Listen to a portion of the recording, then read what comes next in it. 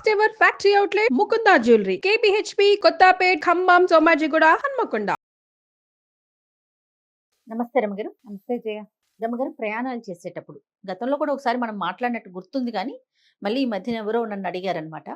మనం ఏదైనా ప్రయాణం చేసే ముందు ఏదైనా శ్లోకం చదువుకోవటం కానీ, మనతో పాటు ఏమన్నా దేవుడి ప్రతిమలు, ఫోటోలు అలాంటివి, ప్రతిమలు అంటే తీసుకెళ్ళలేం, ఫోటోలు అలాంటివి క్యారీ చేయటం కానీ, ప్రమాదాలు ఏం జరగకుండా, ఇబ్బందులు కలగకుండా క్షేమంగా వెళ్ళి లాభంగా తిరిగి రండి అని చెప్తూ ఉంటాం కదండి. ఏం చేయాలంటారు? వెళ్ళేటప్పుడు ఇంట్లో వాళ్ళతో పోట్లాడి వెళ్ళకూడదు. ఫస్ట్ అదే మన మామూలుగా ఏదో వాదనలు అవుతాయి.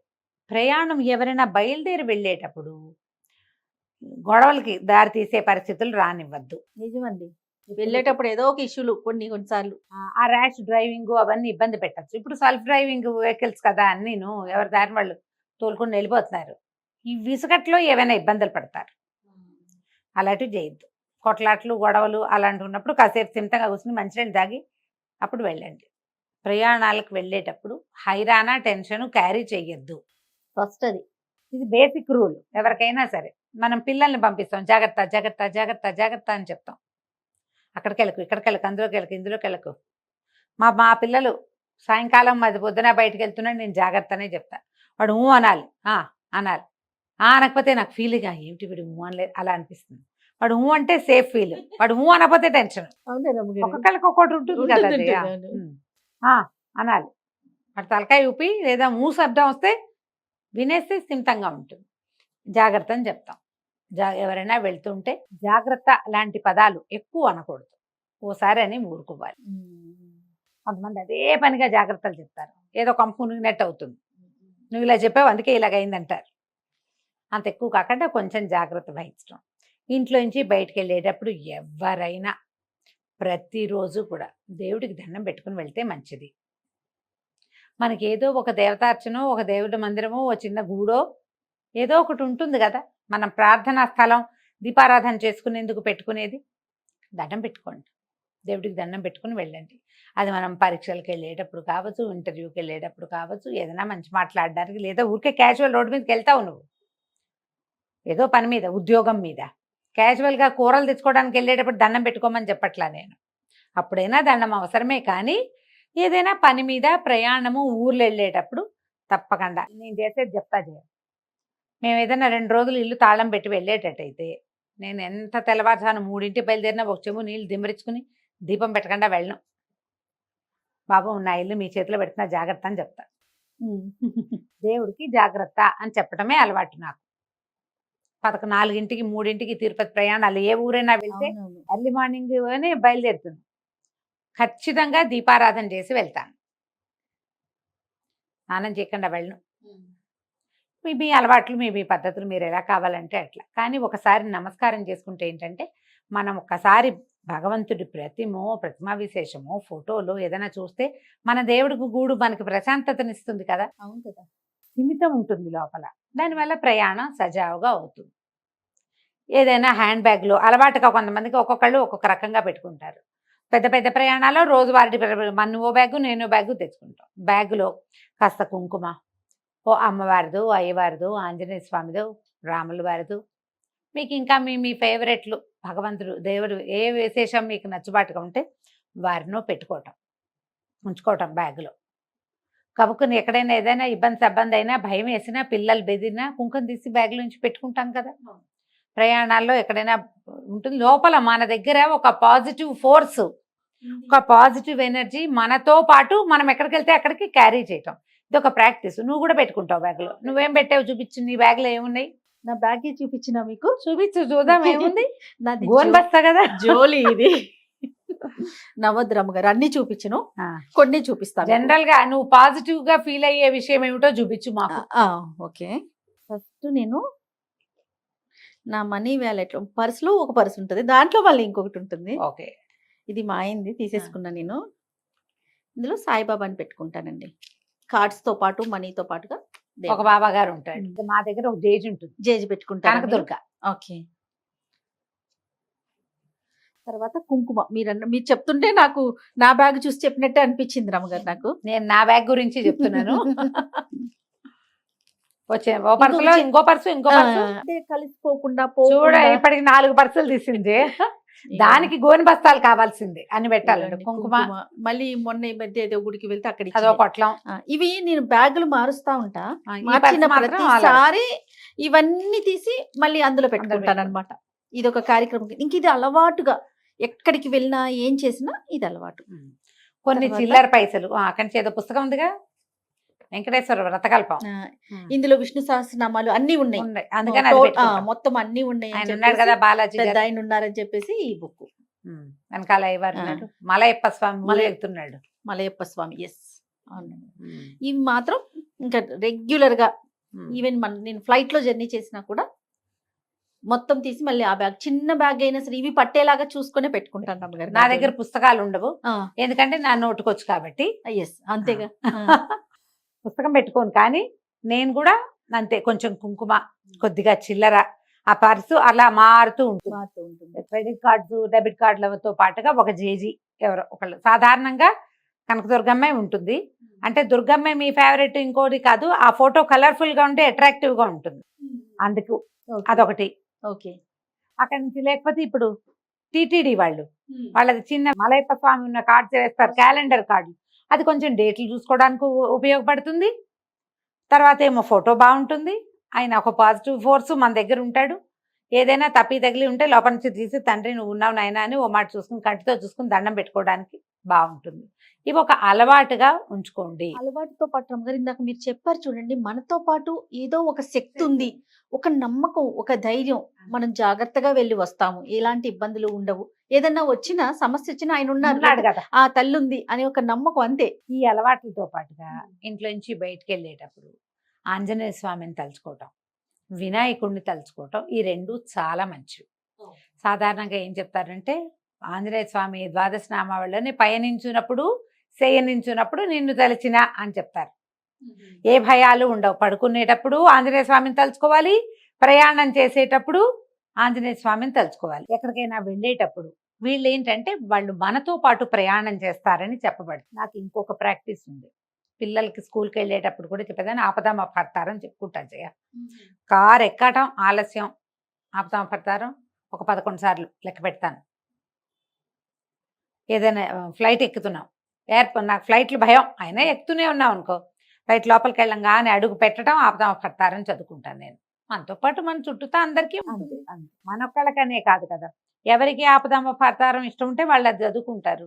ఆంజనేయ స్వామి ఆసక్తి ఉన్న వాళ్ళు ఆంజనేయ స్వామిని తలుచుకుంటారు. బోలెడు శ్లోకాలు ఉన్నాయి ఆంజనేయ స్వామిది కదా. ఈ బోలెడు శ్లోకాల్లో ఏదైనా ఒకటి చదువుకోవటం. నాకు ఒకటి అలవాటు ఏమైందంటే, నేను ఈ మన ఇంతకుముందు ఎప్పుడు నేను మీతో విడిగా చెప్పా కానీ మన ఆన్ స్క్రీన్ నేను ఎప్పుడు చెప్పలే. డిగ్రీ అయ్యి 1 సంవత్సరం గ్యాప్ వచ్చిన తర్వాత ఇప్పుడు నేను ఒక సంగీతం క్లాస్లో చేరా. అది చెప్తుండే బందరు వెళ్తుండేదాన్ని అని చెప్పేదాన్ని. ఫైనల్ ఇయర్లోనే, డిగ్రీ పూర్తి కాకముందే ఫైనల్ ఇయర్ అప్పుడే చేరితే నాకేంటంటే ఈ సరిగమల సంగీతం కంటే లలిత సంగీతం ఎక్కువ ఇష్టం. ఈ లలిత సంగీతం నేర్చుకునే క్రమంలో ముందు నేను సీతామహాలక్ష్మి గారిని బందర్లో సంగీతం టీచర్ గారు, నా ఫ్రెండ్ శారదా వాళ్ళు వెళ్ళారు, దాంతో కలిసి అక్కడికి వెళ్ళారు. ఓ, శారద గారు అక్కడ ఫ్రెండ్ మీకు? School friend Sharada. అయితే వెళ్తే ఏమైంది, నాకు లలిత సంగీతం ఇష్టం అంటే ఆవిడ చెప్పారు, అమ్మాయి ఇట్లా కాదు, తులసిరావు గారిని ఒకరు ఉన్నారు, నువ్వు ఆయన అయితే లైట్ మ్యూజిక్ నేర్పిస్తారు, లలిత సంగీతం చెప్తారు, మీరా భజనలు అవి చెప్తారు, అక్కడికి వెళ్ళమని ఆయనది ఒక అడ్రస్ చెప్పారు. నేను ఆయన దగ్గరికి వెళ్ళాను. చాలా కాలం తర్వాత మాస్టర్ని ఇవాళ ఆన్ స్క్రీన్ చెప్తున్నాను నేను, నువ్వు ఇంతకుముందు విన్నావు ఈ సంగతి. అయితే ఈ తులసిరావు గారి దగ్గరికి వెళ్తే ఆయన వీణ పాఠం చెప్పేవారు. మాస్టర్ వీణ వాయించేవారు, హార్మోని వాయించేవారు, పాటలు చాలా బాగా చెప్పేవారు. ఆయన రామాయణం మొత్తాన్ని తెలుగులో తన భాషలో రాశారు, అన్ని పాటల రూపంలోనే, ఫుల్ రామాయణం, మొత్తం రామాయణము. ఆంజనేయ స్వామికి చాలా ఆయనకి ఇష్టం అనమాట. ఈ ఆంజనేయ స్వామి ద్వాదశ నామావళి ఒకటి ఉన్నది, 12 నామాలు. ఆ 12 నామాలు దాన్ని ఒక చిన్న పాట రూపంలో రాశారు. అక్కడ నేర్చుకున్నాను నేను.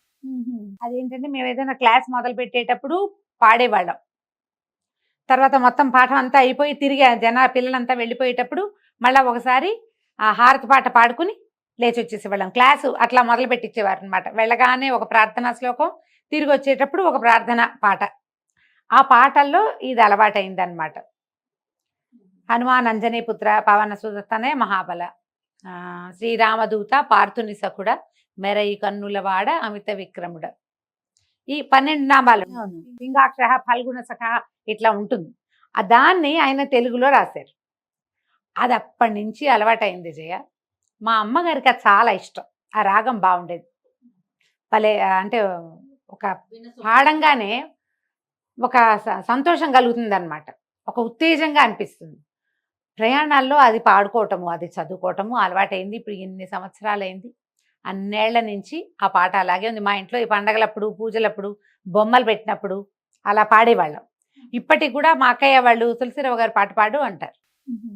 ఊరికే అదొక పాటలాగా చిన్న 12 నామాలే ఆంజనేయ స్వామిది, అది అలవాటైంది. గురుగారు వెళ్ళిపోయారు కానీ మాస్టరు ఆయన దగ్గర నేర్చుకున్న గ్రూప్లో ఒక 10-15 మంది పిల్లలు చాలా మంది కలిసేవాళ్ళు. అప్పుడైన ఫ్రెండ్స్ కూడా ఇప్పుడు కూడా ఎవరో ఒకళ్ళు హలో అంటూనే ఉంటారు.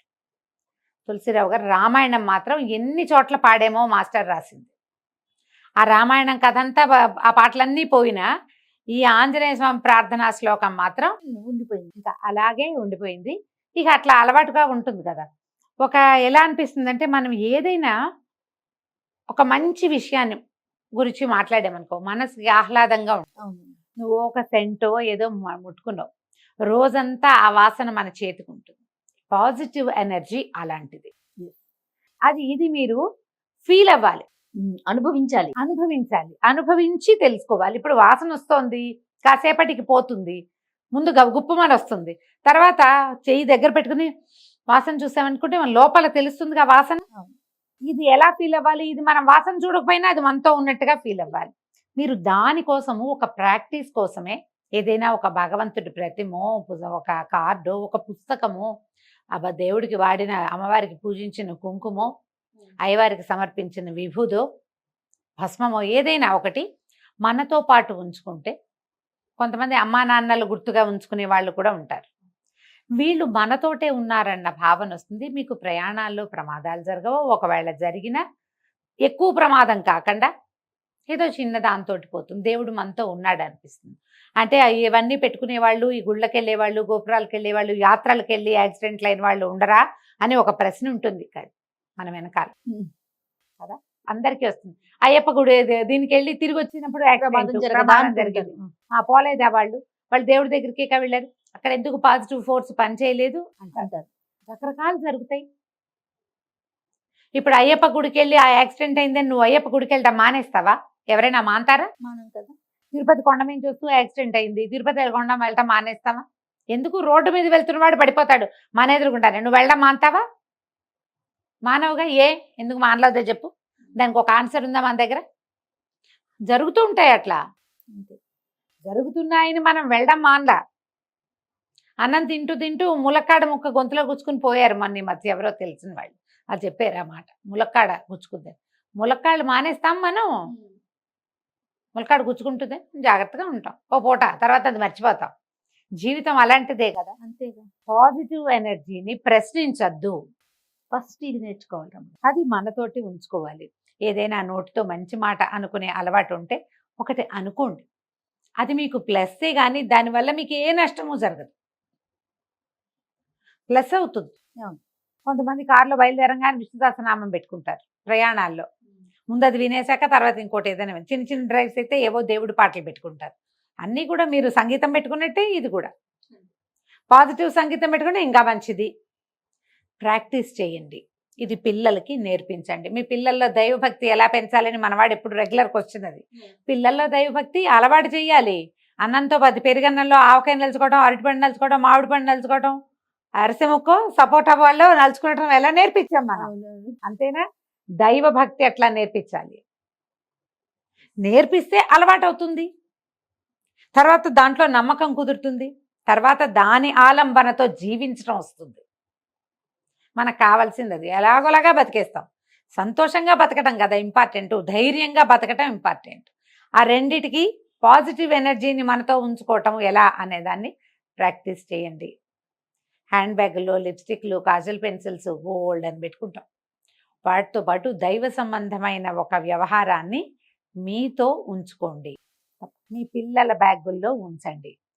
పిల్లలు ఫారిన్ కంట్రీస్ వెళ్తారు, చదువులకు వెళ్తారు, ఓ కుంకుమ, ఓ చిన్న వినాయకుడు రోజు కనపడేలాగా పెట్టుకో, ఆంజనేయ స్వామిని కనిపించేలాగా పెట్టుకో, ఓ బాలాజీ ఫోటో పెట్టు, దండం పెట్టుకో పొద్దున్న లేవగానే ఇలాంటివి నేర్పించండి. తప్పకుండా రమ్మగారు. నమస్తే. నమస్తే.